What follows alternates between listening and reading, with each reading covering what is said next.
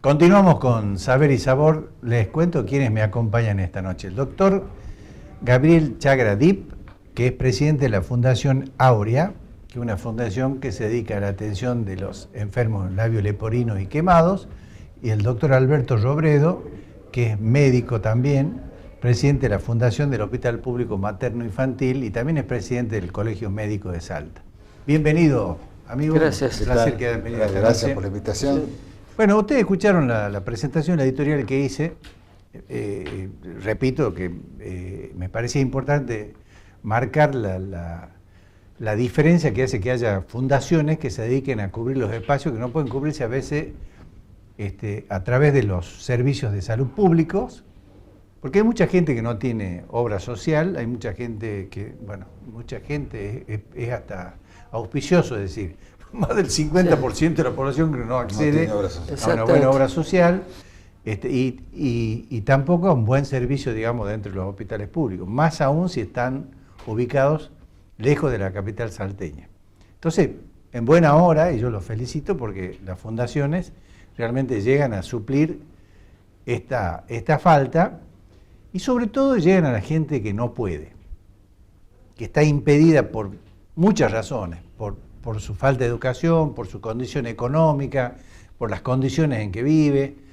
Pero bueno, tienen estas, ¿cómo se llaman estas enfermedades? Estas patologías, que sería bueno que la expliques, Gabriel, para empezar con el tema de tu especialidad.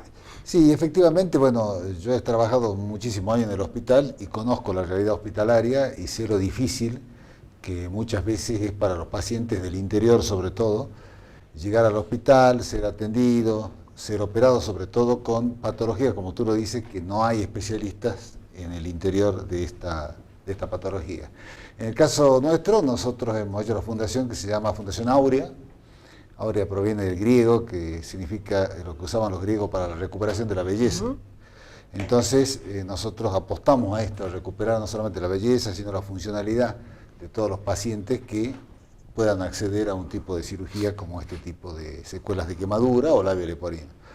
Entonces hemos empezado a recorrer el interior, hemos arrancado por allá por el 2018, bueno, la pandemia nos interrumpió, debo decir, los 2 años prácticamente paralizados, pues no podíamos movernos. Sí, no podían ser no podíamos movernos, claro, no podíamos movilizarnos, más en cirugías programadas, porque eran cirugías programadas que ninguna era de urgencia, generalmente son cirugías que se pueden postergar y en este caso la pandemia, por supuesto, nos ha interrumpido este ciclo. Pero hemos retomado el año pasado, hemos retomado con el norte, sobre todo, con Orán. Orán existe mucha malformación de este tipo, el labio leporino, se llama leporino porque tiene una similitud con el labio de la liebre, de leporis, liebre, pero en realidad es una fisura labial, que a veces va acompañada de fisura palatina, o sea, abierto el paladar. El paladar. Exacto. Entonces los niños nacen... Te interrumpo la pregunta. Sí. ¿Por qué yo mencionaba en la editorial el incremento estadístico, el dato estadístico que marca un incremento en esta patología en el norte? Sí, efectivamente. Fíjate que al ser una... ¿Es solo genético o tiene otras...? No, es multifactorial, pero genético fundamentalmente. Tiene un componente hereditario. Y como se repite hasta la 5ª generación, entonces a veces ni sabemos nosotros, si nuestro tatarabuelo, como somos muchos hijos de inmigrantes, si tenían esta patología. Pero si yo tengo el gen y tengo hijos con otra persona que tenga también el gen, la posibilidad de tener un hijo o 2 aumenta. Entonces, como se quedan en el mismo lugar, los pacientes que viven ahí, yo ya estoy operando los nietos de la abuela que he operado hace 30 años. Sí, entonces ya he tenido, no quiero decir la edad, pero la verdad que, y esa chiquita tuvo a lo mejor 2 chiquitos con labio leporino. La abuela había tenido, la mamá había tenido 1. Y se quedan en el mismo lugar y se siguen, digamos, potenciando los genes, entonces hace que se aumente la cantidad de malformación. Por eso hoy hay más que hace 20 años. Entonces, pero te hago un alto ahí para que me cuente un poco. ¿En qué consiste el trabajo de la fundación que presides? Bueno, el trabajo de la fundación pienso que es bien importante, es una fundación nueva, es una fundación bastante humilde, que tratamos de fijarnos objetivos que necesite el hospital o la provincia de Salta. Por ejemplo, necesitamos el laboratorio de biología molecular, entonces fuimos a buscar el dinero para poder montarlo dentro del hospital. Eran $35.000, ¿tá? Después queríamos darle un mejor confort a los chicos que estaban internados en el hospital y también las embarazadas, las madres, y fuimos a buscar los televisores LED para que tengan una mejor estadía. Y bueno, hicimos diferentes campañas, conseguimos más de 130 televisores para las salas. Por supuesto que sí. Y más en un vasto territorio como es nuestra provincia, porque tenemos zonas de llano, zonas de altitud, hay lugares que quedan aislados por los ríos, por los desastres. Hay lugares que hay que cruzar a Bolivia para ir. Para ir, claro, nosotros fuimos a los toldos con uno de los proyectos que nosotros tenemos, que gracias a Dios la Cámara de Diputados nos dio ayer o antes de ayer, me mandó la nota en donde de interés provincial de la Cámara de Diputados, el proyecto Extramuros que lleva a cabo el Hospital Público Materno Infantil, en donde llevamos especialistas de las diferentes ramas a diferentes lugares de la provincia y mostramos que más de 3.000 pacientes se atendieron, digamos, en los últimos 6 meses, ¿no? En donde es difícil, por supuesto, y que es algo transitorio, en donde uno va y vuelve, digamos, ninguno se queda ya, pero bueno, llevamos al menos la tecnología, porque va no solamente el especialista, vamos con ecógrafo, el oftalmólogo va con sus aparatos, y algo muy, muy importante. Por supuesto, qué vergüenza que a esta altura de la vida, de los años que tiene Salta, todavía no tengamos una ruta para ir a los toldos, ¿no? Bueno, se había anunciado hace poco que había habido una pavimentación, pero no sé cómo habrá Pero terminado. no era por los toldos. No, claro, era no por, era por exactamente por No era- Bolivia y Bolivia. Era No por era. la Quiaca, creo. Claro, Otra ruta, digamos, que creo que tampoco se hizo. Sí, hubo algo muy gracioso porque uno de los médicos fue sin documento, claro, porque Claro. lo llevaba el colectivo, claro, y como tenía que salir de la provincia, Salir o sea, del del país, país. no tenía documento, tuvo que hacer todo un lío para... Pero es curioso que los salteños, para estar dentro de su propia provincia, tengan que entrar a un país extranjero. Sí, y coincido tienen plenamente. que pagar coimas, tienen que pagar un montón de cosas con todo lo que le exigen en Bolivia, digamos, para Coincido pasar. plenamente. Es tremendo, Sí, tremendo.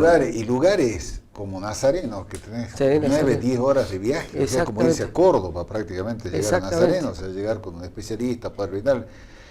En definitiva, es un poco lo que hacemos nosotros con la Fundación. No, Vamos a sí, ver vos los sabés lares mejor que yo, y seguro, volvemos, seguro. pero el tema es, vos decías, claro, se ven los pacientes y uno se vuelve, pero cuidado, que cuando vos fuiste a ver, capaz que detectaste patologías que no sabían que No, tenían. sí, aparte, por ejemplo, por la fundación vemos qué es lo que necesita la gente. Por ejemplo, estuvimos en Olacapato y ellos hace como 6 meses y vimos que ellos necesitaban una computadora, un notebook y qué sé yo, que no la podían conseguir y ahora una empresa de bebidas nos va a dar 2 computadoras para que podamos mandarlo a Olacapato.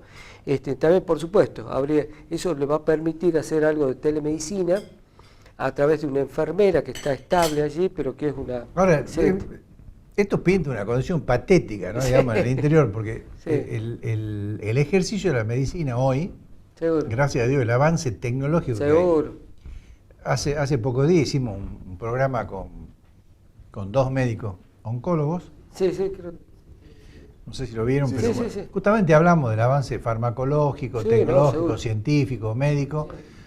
Y si vos estás hablando de ese avance y resulta que a pocos kilómetros de acá, aunque haya que hacer 9 horas a caballo, burro, no sé, no hay televisor, no hay ecógrafo, ni hablar de tomógrafo, ni resonancia, o capaz que no tiene ni para una simple radiografía, o no hay médico, que es peor No hay todavía. médico, exactamente. Ese es un tema. Partiendo de ahí, Partiendo la de ahí. dificultad para conseguir un médico que se instale en esos lugares, ¿no? Es muy complejo. Bueno, vos, presidente del Sí. Colegio Médico, lo sabés mejor que yo ahora, pero... Sí, yo la creo que dificultad tenemos que hacer siempre un hemos tenido, ¿no? cambio importante, una revolución en todo eso, ver cómo hacemos y llamar a las diferentes partes involucradas y entre todos decir, bueno, cómo solucionamos este problema y cómo lo afrontamos para que sea algo que perdure en el tiempo, no sean cosas de favor o que la fundación va y que seguramente con eso mejoraríamos mucho la salud en esas zonas, ¿no? Pero recordemos que no es solamente llevar un médico, no es solamente el dinero, que lo necesitamos, por supuesto, la tecnología, también están las diferentes etnias que tenemos allí, ¿no? Yo, por ejemplo, cuando fui a Olacapato, tuve que hablar con los caciques, que me trataron de una forma espectacular, pero primero yo le tuve que explicar a qué íbamos a revisarle quién era, y como la gente me conocía, algunos eran pacientes nuestros del hospital, es que, bueno, ellos autorizaron a que le saquemos sangre y que los atendamos los chicos. Y realmente fue muy bueno porque después que hablamos con ellos, vino un montón de gente para que los atendamos, se dejaron sacar sangre, ningún chico lloraba, fue todo muy bien, pero yo creo que si no hablamos con los caciques, no podríamos haber hecho ese trabajo, claro, y nos fue espectacular, ¿no? El trato que nos dieron, ¿no? Ganas de volver y quedarnos a vivir allá, te digo, ¿no? Yo creo que debería haber una política de Estado, digamos. Sí, es lo que quería decir. Trazada, firme, esto lo venimos sosteniendo desde acá. Sí. Cuando hace una política de Estado, en primer lugar, fija un objetivo. Ese objetivo claramente tiene que tener políticas delineadas, que son los caminos que uno va a elegir transitar para llegar a cumplir esos objetivos.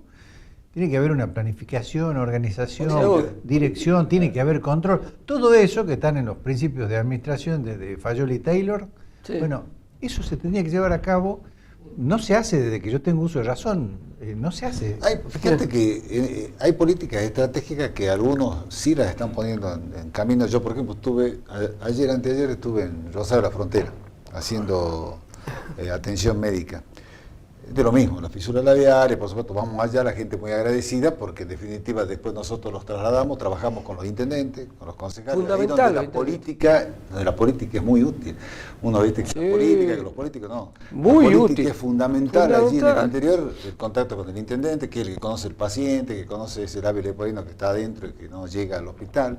Bueno, y me contaba el intendente, que yo, por ejemplo, no lo sabía, que ellos han implementado una política para quienes sean de Rosario de la Frontera, el propio municipio, y vayan a estudiar a Tucumán, le dan una beca de ayuda desde el municipio, tienen 14 becas firman un contrato con la condición de que cuando terminen se instalen mínimo 2 años en Rosario de la Frontera. Es una política estratégica, por ejemplo.